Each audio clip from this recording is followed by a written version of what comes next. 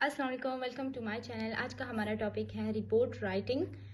Second lecture है report writing. इससे पहले हमने पढ़ी थी about objective of research and steps how to conduct a research. तो तब हमारे पास लास्ट स्टेप आती है रिपोर्ट राइटिंग की। It's a last step of a research, ठीक है, जिसमें हम लोग as the name indicates writing करते हैं, अपने रिसर्च को टेक्सचुअल फॉर्म में कन्वर्ट कर देते हैं। तो in simple words we can say is to describe our research. हम अपने रिसर्च को डिस्क्राइब कर लेते हैं इन द एंड, ठीक है। लास्ट स्टेप हमारा यही है और हम इसको कह सकते हैं it's the output of a research, output of research but in written form, research but in written form. या ये हमें लास्ट स्टेप है, ये हमें गाइडेंस देता है हमारी रिसर्च के बारे में। किसी की भी रिसर्च के बारे में उन्होंने लिखा है तो आप उसकी रिपोर्ट राइटिंग को देखते हो तो आपको इजीली गाइडेंस मिलती है कि इसका जो रिसर्च है बेसिकली उसका इसके बारे में है, तो आपको गाइडेंस देता है वो रिसर्च। जो रिपोर्ट राइटिंग होती है इसके फॉर्मेट अपनी राइटिंग का लिखने का तरीका होता है, जिसे कहते हैं फॉर्मेट, ठीक है। इसमें आपके तीन स्टेप्स होते हैं। The first one is intro, main body and ending, ठीक है। एंड इंट्रो में आपके लिए क्या आएगा, एज द नेम इंडिकेट, जो आपकी इंट्रोडक्शन होती है वो, फिर मेन बॉडी में मेन रिसर्च आएगी, फिर कंक्लूजन वगैरह जो इंटरप्रेटिंग ऑफ द डेटा आप करते हैं वो एंड में है। यहाँ पे हम देखते हैं कि इंट्रो में हमारे पास क्या क्या आ सकता है। यहाँ पे आपके पास आती है टाइटल पेज। सबसे पहले इंट्रोडक्शन में आपने लिखना है अपने टाइटल के बारे में।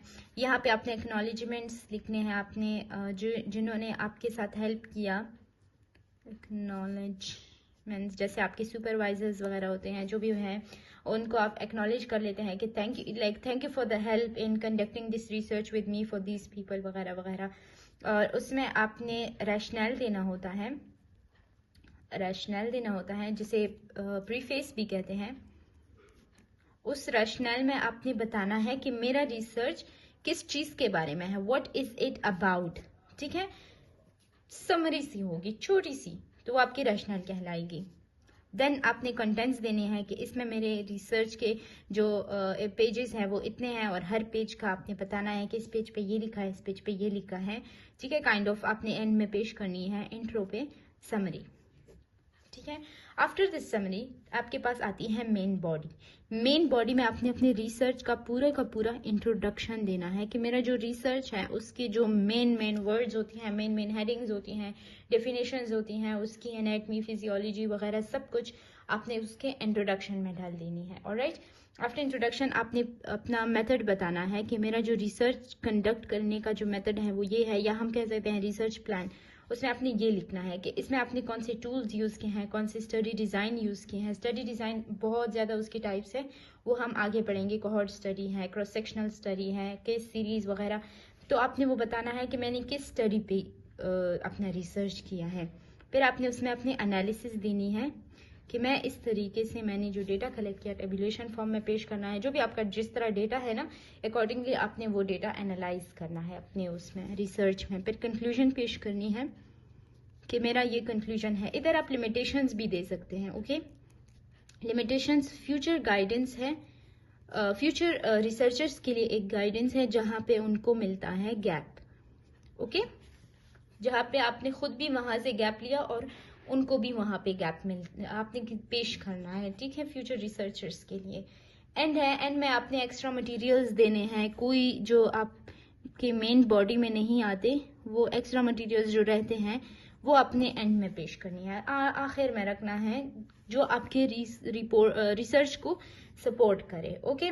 जो क्वेश्चनेयर आपने यूज़ किया है इसमें वो भी आप इसमें लिख सकते हैं, एंड में दे सकते हैं कि मैंने ये क्वेश्चनेयर यूज़ किया है।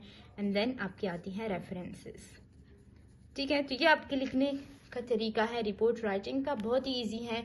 जब आपको ये लिखने का तरीका आ जाए तो तभी आप आगे जाके रिसर्च को कंडक्ट कर सकते हैं और बहुत ही ज़्यादा इजी भी है, ओके। तो अपने टॉपिक को रिव्यू करते हैं।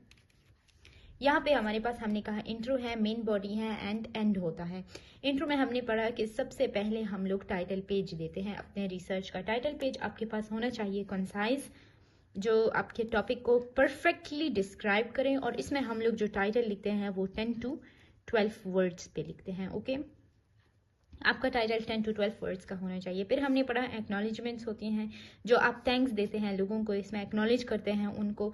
फिर हमने कहा रैशनल होती हैं प्रीफेस, इसमें आप लोग देते हैं कि आप क्यों कर रहे हैं, अपने रिसर्च शॉर्ट सी अपने टाइटल की एक किस्म की समरी बतानी है आपने इधर के मेरा जो रिसर्च है वो इस पे बेस्ड है।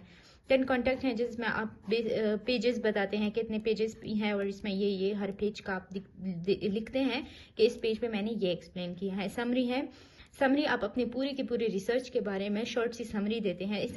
इसका दूसरा नाम जो कि है वो एब्स्ट्रैक्ट है। ओके, इसको एब्स्ट्रैक्ट भी कहते हैं।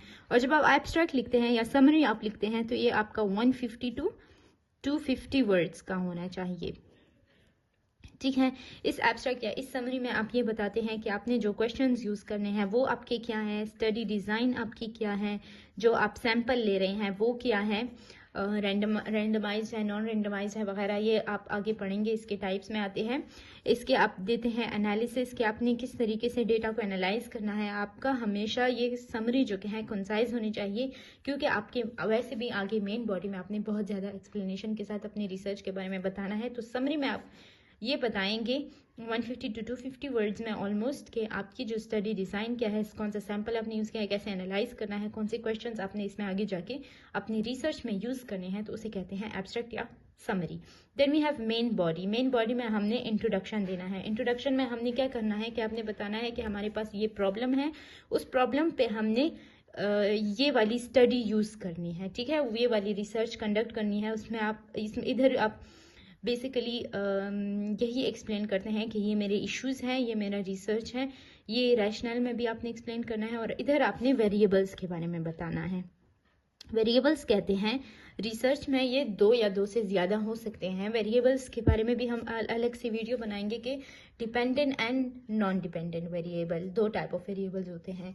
तो वो वेरिएबल्स के बारे में आपने इसमें बताना है। देन आपने बताना है अपने मेथड का, अपने रिसर्च प्लान का बताना है। After that we have is analysis. Research plan या मेथड में यहाँ पे आपने पेश करना है हाइपोथेसिस को, सॉरी लिटरेचर रिव्यू को। लिटरेचर रिव्यू और हाइपोथेसिस दोनों। लिटरेचर रिव्यू जब आप देखते हैं, मैंने आपको पहले भी कहा था लिटरेचर रिव्यू क्या होता है कि आप कोई भी बुक्स, रिसर्चेस, केस स्टडीज देखते हैं, सोशल मीडिया के थ्रू, इंटरनेट के थ्रू आप अपने लिए रिसर्च गैप ढूंढते हैं, तो वो कहलाती हैं लिटरेचर रिव्यू। तो लिटरेचर रिव्यू के लिए भी ज़रूरी है, लिटरेचर रिव्यू के लिए भी ज़रूरी है कि आपके पास सबसे पहले क्या हो, रिसर्च प्रॉब्लम हो। जब आपके पास रिसर्च प्रॉब्लम आ जाती है तो आप उसके बाद लिटरेचर रिव्यू कर लेते हैं और आप अपने लिए गैप ढूंढ लेते हैं।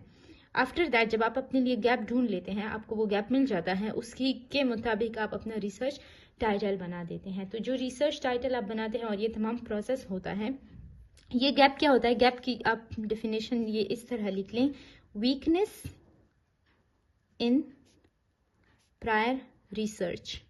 वीकनेस इन प्रायर रिसर्च कहलाती है आपकी गैप। तो वो वीकनेस, उसी वीकनेस को आप उस पर रिसर्च करते हैं तो आपका गैप टाइटल बन जाता है आपकी रिसर्च का। ठीक है, तो इसमें जो स्टेप्स लेते हैं हम लोग वो उसको सिंपल वर्ड में आप लिखें PICO, पीको। ओके, P कहते हैं participant, I for intervention, C for comparison, उसके बाद O फॉर आउटकम। आपके पास जो आउटकम आ जाता है वही आपका फिर आगे जाके रिसर्च बनता है। तो ये लिटरेचर रिव्यू के बारे में था। Alright, then we have conclusion and limitations. Conclusion and limitation में आप क्या करते हैं कि अपने जो रिसर्च होता है उसकी जो आपकी हल आपको मिल जाता है वो आप देते हैं। लिमिटेशन में आप ये देते हैं कि मैंने तो रिसर्च किया लेकिन जो लिमिट्स आपसे रह जाती हैं, जो आप नहीं कर पाते, वो आप लिमिटेशन में डाल देते हैं। Then and we have extra material, questionnaire and references, जो तमाम रिसर्च से आपको जो नहीं आप मेन बॉडी में डाल सकते तो आप वो एंड में डाल देते हैं। तो उम्मीद है आपको समझ आ गई होगी। Thank you so much for watching. ये तमाम रिपोर्ट राइटिंग के बारे में था।